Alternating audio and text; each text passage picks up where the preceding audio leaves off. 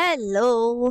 जेव्हा आपण सूक्ष्मजीवांबद्दल किंवा मायक्रो ऑर्गॅनिझम्स बद्दल बोलतो, तेव्हा आपल्या मनात सामान्यतः अशा गोष्टी येतात की आपल्यामध्ये, वनस्पतींमध्ये आणि अगदी गायी, कुत्रे आणि मांजरी यासारख्या इतर प्राण्यांमध्ये अनेक रोग ते निर्माण करतात.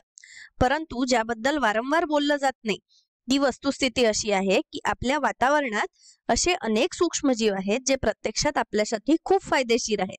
एक अगदी सामान्य उदाहरण म्हणजे आपल्या आतड्यांमध्ये असणारे जीवाणू किंवा गट बॅक्टेरिया, जे आपल्या पचन मार्गामध्ये असलेल्या आतड्यांमध्ये असतात, जे आपल्याला अन्न पचवण्यासाठी आणि जीवनसत्व शोषून घेण्यासाठी मदत करतात. ह्याचप्रमाणे अनेक उद्योगांमध्ये अनेक उपयुक्त पदार्थ तयार करण्यासाठी सूक्ष्मजीवांचा वापर केला जातो आणि या व्हिडिओमध्ये आपण या सूक्ष्मजीवांबद्दल शिकणार आहोत. सगळ्यात आधी आपण सूक्ष्मजीवांचा वापर करून तयार केल्या जाणाऱ्या काही पदार्थांकडे पाहू, जसं की अन्न आणि पेय. दुसरं म्हणजे औषधे आणि औषधी उत्पादने. तिसरे म्हणजे विकरे आणि जैवसक्रिय रेणू किंवा बायोऍक्टिव्ह मॉलिक्युल्स. आणि चौथं म्हणजे रसायने. आता इथे एक गोष्ट लक्षात ठेवली पाहिजे की ही उत्पादने पेट्री डिश किंवा बीकर वापरून लहान प्रमाणात प्रयोगशाळेच्या स्तरावर तयार केली जात नाही, तर ती औद्योगिक स्तरावर आणि अगदी मोठ्या प्रमाणात तयार केली जातात, जिथे या जीवाणूंना बायोरिएक्टर्स म्हणून ओळखल्या जाणाऱ्या मोठमोठ्या टँकर्स मध्ये वाढवलं जातं. आणि हे बायोरिएक्टर्स असे मोठे टँकर आहेत ज्यामध्ये हे सूक्ष्मजीव त्यांच्या अधरासोबत किंवा सबस्ट्रेट सोबत विशिष्ट अनुकूल परिस्थितीमध्ये वाढवले जातात आणि तयार झालेले उत्पादित नंतर या बायोरिएक्टर्स मधून निष्कर्षित आणि शुद्ध केली जातात. ठीक आहे. आता सगळ्यात पहिले आपण अन्न आणि पेय या क्षेत्रात वापरल्या जाणाऱ्या सूक्ष्मजीवांकडे बघूया. सगळ्यात पहिले मला सांगा, काय अल्कोहोल युक्त पेय, त्याच्यानंतर दही किंवा योगर्ट आणि ब्रेड आणि चीज यामध्ये काही साम्य आहे असं वाटतं का तुम्हाला? एक मिनिट विचार करा बरं. जर तुमचं उत्तर असेल की हे सगळे किण्वण उत्पादने किंवा फर्मेंटेड प्रोडक्ट्स आहे, तर तुम्ही अगदी बरोबर आहात. तुम्हाला आठवत असेल की किण्वण ही विनॉक्सी श्वसनाची प्रक्रिया आहे. ही ती प्रक्रिया आहे ज्याद्वारे अनेक जीवाणू आणि कवके श्वसन करून एटीपी तयार करतात.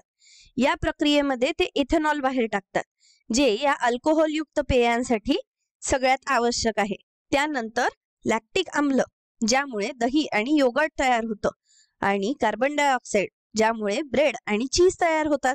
म्हणून हे सगळे किण्वण उत्पादने आहेत. आता या पदार्थांसाठी वापरले जाणारे सूक्ष्मजीव कोणते आहेत? तर अल्कोहोल युक्त पेयांसाठी सॉकरोमायसिस, जी एक यीस्टची प्रजाती आहे, ती वाईन आणि बियर यासारखी अल्कोहोल युक्त पेय तयार करण्यासाठी वापरली जाणारी एक सगळ्यात सामान्य प्रजाती आहे. त्यानंतर लॅक्टोबॅसिलिया हा एक लॅक्टिक आम्ल जीवाणू आहे, जो दही आणि योगर्ट किंवा सावरक्राउट आणि किमची यासारख्या गोष्टी तयार करण्यासाठी वापरला जातो. ब्रॅकिबॅक्टेरियम हा एक प्रकारचा जीवाणू आहे जो सामान्यतः चीज तयार करण्यासाठी वापरला जातो. फक्त हेच नाही, तर अल्कोहोल युक्त पेयांसाठी लॅक्टोबॅसिलस आणि झायमोमोनास यासारखे जीवाणू वापरले जातात. तर दही आणि योगर्टसाठी बायफिडोबॅक्टेरियम आणि ल्युकोनोस्टॉक यासारखे सूक्ष्मजीव वापरले जातात. तर चीज आणि पाव यासाठी लॅक्टोबॅसिलस, सॅकरोमायसिस आणि पेनिसिलियम यासारखे सूक्ष्मजीव वापरले जातात. आणि अजून इतर बुरशी आणि कवकांच्या प्रजाती देखील वापरल्या जातात. याच्या पुढचं क्षेत्र आहे औषधे आणि औषधी उत्पादने. हा एक सगळ्यात महत्वाचा उद्योग आहे, कारण तो अनेक रोगांचा उपचार करण्यासाठी वापरले जाणारे अनेक उपयुक्त आणि फायदेशीर पदार्थ तयार करतो. सगळ्यात प्रथम आपण बघणार आहोत प्रतिजैविके किंवा अँटीबायोटिक्स कडे. आता हे विरोधाभासाचं नाहीये का? कारण आपण सूक्ष्मजीवांचा वापर करून असे पदार्थ तयार करत आहोत जे प्रतिजैविक किंवा अँटीबायोटिक आहे, जे अनेक सूक्ष्मजीवांना मारू शकतात. आता ही प्रतिजैविके सामान्यतः बुरशीच्या प्रजातींमधून निष्कर्षित केली जातात. पेनिसिलियम ही पहिली प्रजाती होती, ज्यातून अलेक्झांडर फ्लेमिंग यांनी पहिलं प्रतिजैविक म्हणजेच पेनिसिलिन निष्कर्षित केलं. पेनिसिलियम व्यतिरिक्त सिफॅलोस्पोरिन्स, ॲस्पिरजिलिस आणि स्ट्रेप्टोमायसिस या काही इतर प्रजाती आहेत, ज्यातून सेफेलोस्पोरिन यासारखी प्रतिजैविके निष्कर्षित केली जातात. यानंतर येतात त्या म्हणजे लसी किंवा वॅक्सिन्स. हा औषध आणि औषधी उत्पादने उद्योगाचा आणखीन एक महत्वाचा घटक आहे. यामध्ये रोग निर्माण करणाऱ्या रोगजंतूंचे अतिशय क्षीण आणि दुर्बळ स्वरूप असतं. लस तयार करण्यासाठी वापरल्या जाणाऱ्या रोगजंतूंमध्ये मायकोबॅक्टेरियम आणि स्ट्रेप्टोकॉकस यांचा समावेश आहे. जेव्हा हे दुर्बळ जीवाणू आपल्या शरीरामध्ये प्रवेश करतात तेव्हा रोगप्रतिकार शक्तीचा प्रतिसाद सक्रिय होतो, जो या जीवाणूंना लक्षात ठेवतो आणि नंतर भविष्यातील संसर्ग टाळण्यास मदत करतो. याच्या पुढचं म्हणजे इम्युनोसप्रेसंट्स किंवा रोगप्रतिकारक शक्ती दमन करणारे औषधं. हे औषधं सहसा प्रत्यारोपण केलेल्या रुग्णांना दिली जातात, ज्यामुळे रोगप्रतिकार शक्ती प्रणाली प्रत्यारोपित अवयवाला नाकारणार नाही.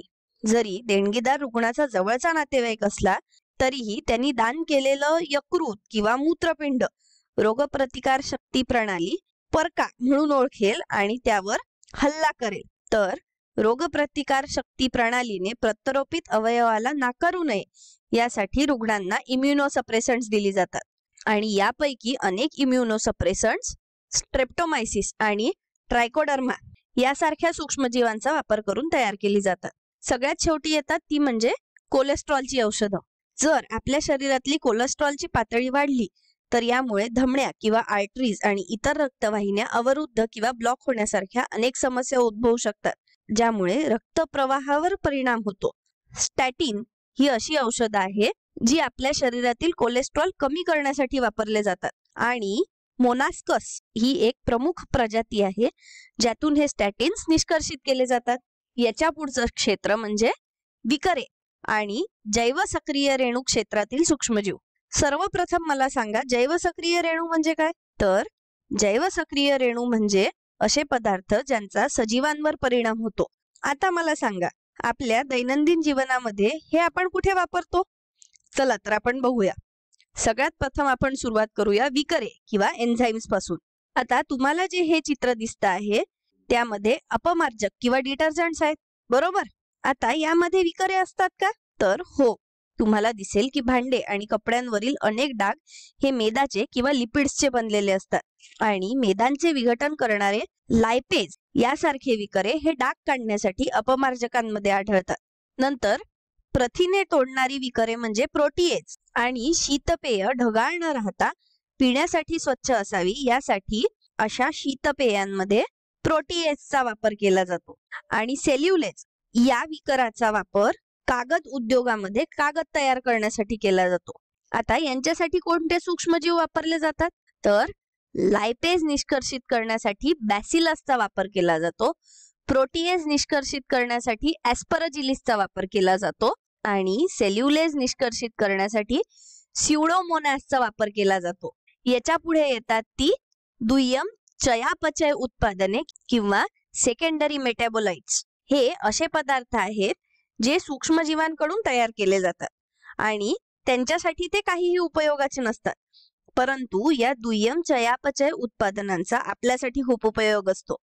उदाहरणार्थ स्ट्रेप्टोमायसिस हा सूक्ष्मजीव कासुगामायसिन नावाचे एक उत्पादन तयार करतो, जे जगातील अनेक प्रदेशांमध्ये जैव कीटकनाशक किंवा बायोपेस्टिसाइड म्हणून वापरलं जातं.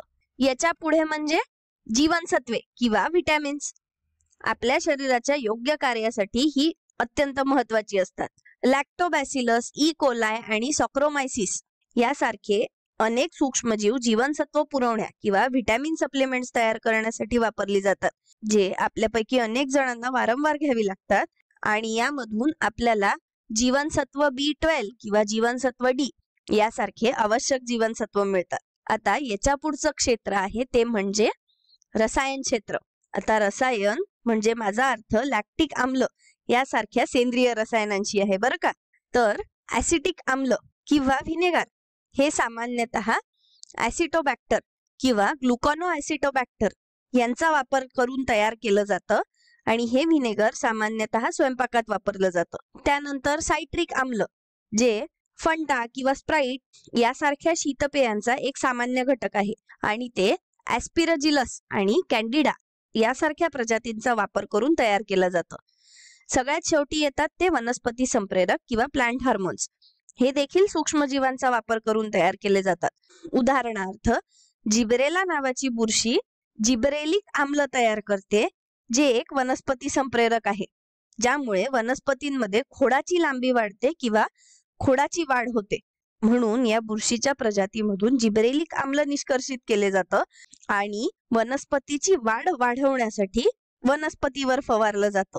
तर हीच काही फायदेशीर सूक्ष्मजीवांची किंवा बेनिफिशियल मायक्रो ऑर्गॅनिझम्सची उदाहरणं आहे, ज्यांचा वापर वेगवेगळ्या उद्योगांमध्ये आणि वेगवेगळ्या क्षेत्रांमध्ये आपल्यासाठी उपयुक्त उत्पादने तयार करण्यासाठी केला जातो. या व्हिडिओसाठी इतकंच. धन्यवाद.